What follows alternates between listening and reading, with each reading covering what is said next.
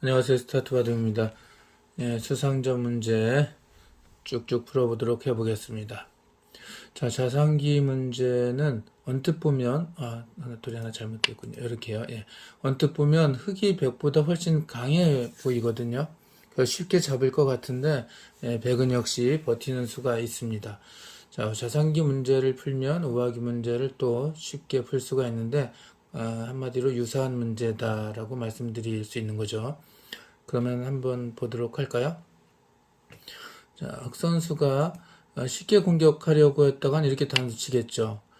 이제 그 백이 연결만 해주면 이렇게 막아서 백이 잡혔습니다. 어떻게 할 수가 없죠. 하지만 이제껏 우리는 문제 풀어오면서 백이 패로 잘 버틴다는 것을 알게 됐잖아요. 그래서 백이 이렇게 막는 것을 늘 감안을 해야 돼요. 그러면은 이 패싸움이 일어나면 정답이 아니구나라는 걸 이제 아시니까, 그렇다면 이렇게 1번으로 단수 치는 건 아니구나. 그럼 완전히 잡을 수가 없구나라는 것을 깨닫게 됩니다. 자, 그럼 이제 다른 데서 줄이러 가야죠. 이렇게 줄여볼까요? 그래도 이렇게 집 형태를 만듭니다.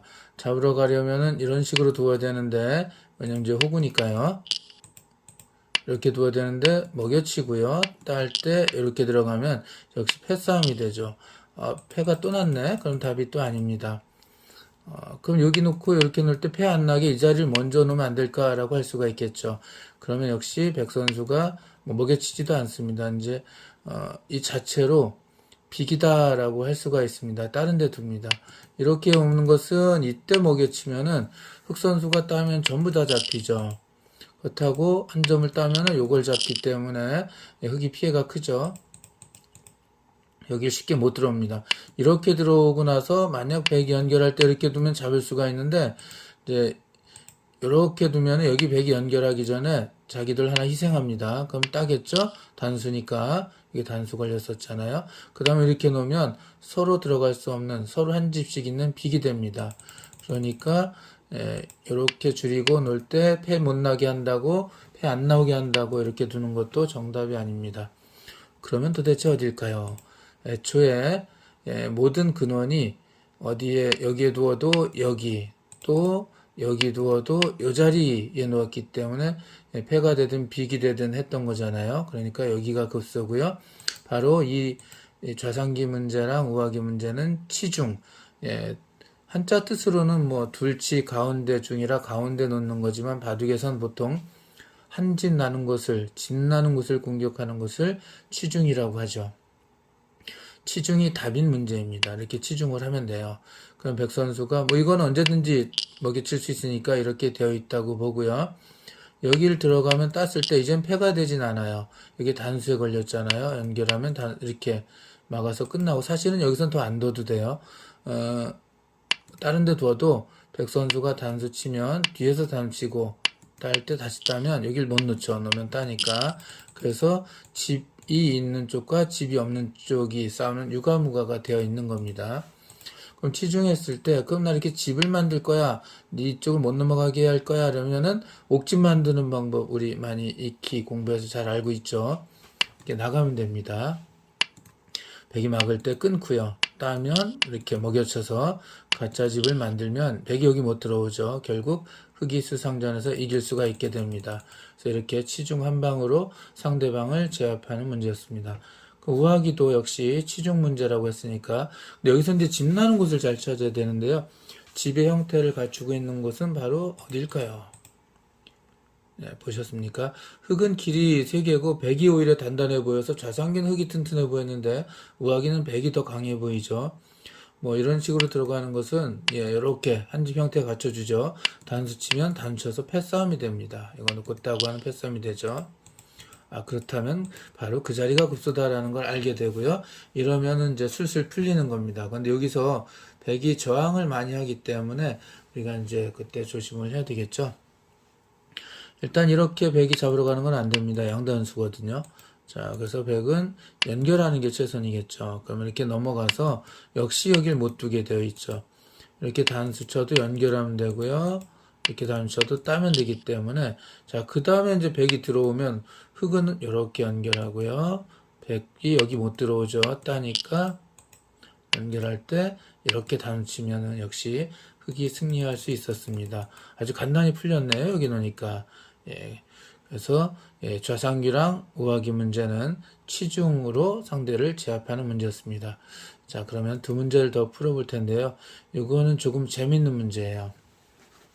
사활하고도 관계되어 있는데 지금 흙선 이제 사활 문제라고 할 수가 있겠네요. 좌상기는 특히 흙이 100 전체를 잡아야 돼요. 근데 수상전하고 뭔 상관이 있냐 알겠지만 요 한 점이 예, 역할을 하는 거니까 뭐 굳이 수상전에 노래하면 넣겠네요. 우하기 문제는 굉장히 복잡해 보이거든요. 예. 그럼 먼저 우하기 먼저가 풀기 전에 어떤 상황인지를 보도록 할게요. 지금 102점이 세모가 이렇게 잡혀 있죠. 달아날 수가 없습니다. 100이 달아나면 흙이 이렇게 놓고 이거 세 개를 이렇게 따겠죠. 그래서 당연히 100은 달아날 수가 없습니다. 자, 그러면 또 오른쪽 우하기를 볼게요. 흙이 굉장히 위험해져 있죠. 왜냐하면 자충이기 때문에 이렇게 놓으면 이제는 100이 따고 이쪽에 와도 이렇게 따기 때문에 여기서는 이제 이 흙이 곤란합니다. 이 두 점이 거의 잡혔다고 봐야 되겠죠. 그래서 흙이 이렇게 따려고 했더니 100이 단수를 쳐서 두 점, 한 점까지 세 점을 제압하고 나면 하변에 있는 흙 전체가 잡히게 됩니다. 착수금지 지역 두 개를 확보를 못했죠. 여기는 한 군데밖에 없으니까. 그래서 이걸 어떻게 하면 이 흙을 살릴까 하는 문제예요. 그러니까 오늘은 요 수상전이라고 하지만 사활 문제라고 이 두 문제를 말씀을 드렸었죠. 좌상기는 어떻게 하면 100 전체를 잡을 것인가, 우하기는 어떻게 하면 요 흙 일단을 요 네모되어 있는 요거죠. 살릴 것인가 하는 문제거든요. 자, 그런데 좌상기랑 우하기 문제는 같은 문제입니다. 조금 전에 치중 두 문제를 풀었잖아요. 요것도 같은 형태인데 요건 바둑 둘 때는 사실 실전에서 나오는 경우가 극히 드물어요. 왜냐하면 여러 번 나올 뻔하는데 대국자들이 그걸 잘 발견을 하지 못하기 때문에 잘 안 나오는 거예요. 공부를 많이 하는 사람들은 여러 번 나올 수 있거든요.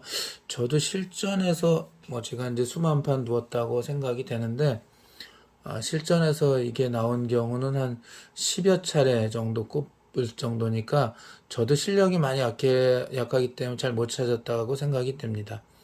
요즘은 이제 그래도 유사 문제는 한 번 더 들여다보고 이제 실전에 나오는 경우가 있는데요. 자, 한번 보도록 하겠습니다.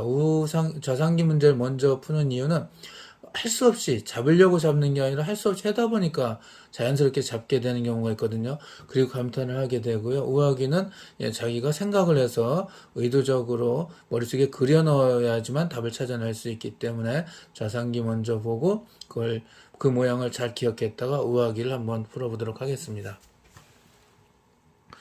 자, 이렇게 들어가는 것은 단수여서 먹여치더라도 따고요. 먹여쳐도 따면은 두 집 나고 살죠.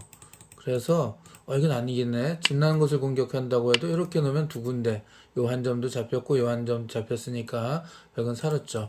자, 공격을 하려면 이제 여기 들어가는 건 안 되니까요.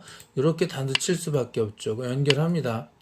자, 여기서 이게 100이 여길 끊으면은 그냥 사니까 여길 연결하는 수밖에 없어요. 그래서 중요한 건 단수 치면 안 돼요. 단수 치면 연결하면서 단수가 되죠. 연결하면 이렇게 따서 집이 두 군데로 되거든요. 자, 단수 안 치고 가만히 있는 게 묘미가 있고요. 이렇게 되면 100이 여기서 단수를 칠 수가 없습니다. 이렇게 따죠. 그러니까 100은 이렇게 단수를 칩니다. 그럼 이거 꼬부리 4칸이니까 흙이 잡혔네, 100이 살았네 라고 할 수가 있는데, 잘 보시면 이렇게 기어 들어가죠.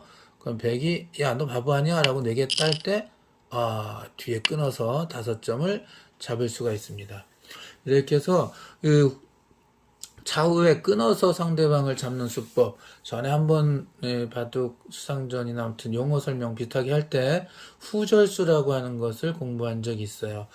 그래서 이거는 바로 후절수에 관한 문제였고요. 이렇게 해서 100 전부를 잡아낼 수 있었습니다. 쉽죠? 본의 아니게 잡게 되는 경우가 되겠죠. 이렇게 그냥 하다 보니까 잡았네 라고 할 수가 있습니다. 단수 연결 놓으니까 어쩔 수 없이 여기 두고 이렇게 잡았죠. 자, 우하기는 어쩔 수 없이가 아니라 그 형태를 잘 보면, 자, 좌상기 형태를 한번 잘 볼게요. 요 형태를 만들 수 있어야 돼요. 이 형태 잘 기억하세요. 후절수는 반드시 이 형태가 나옵니다. 그래서 놓고 이렇게 잡았습니다. 거의 이 형태가 나오죠. 자, 그러면 우각이 볼게요.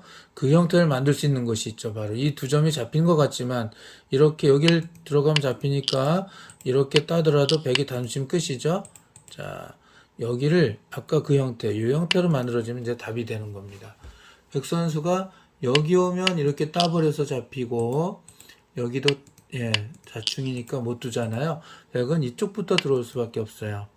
여전히 흑은 여기 들어가면 잡히고 또 여기 들어가면 잡히기 때문에 양자충이지만 요거를 천천히 잡고 들어오죠. 그럼 백이 이렇게 단수를 치겠죠. 네 마리를. 그러니까 네 개는 잡혔어요. 하지만 흑이 이렇게 단수 치고요. 백이 딸 때 다시 여기 끊어서 이렇게 단수 치면 이렇게 오고 따고 먹여치더라도 따고요. 단수 치면 연결하면 이렇게 한 군데 두 군데 집을 만들고 살 수 있게 됩니다. 후절수 문제는 제가 말씀드렸듯이 실전에 여러 번 나오는데 그걸 찾아내기가 힘들어요. 한 번 더 들여다보고 자세히 살펴서 이거 후절수 문제구나 깨달으면 되는데 대개의 경우 그냥 습관적으로 그냥 생각을 덜 하고 두기 때문에 발견을 못하는 겁니다.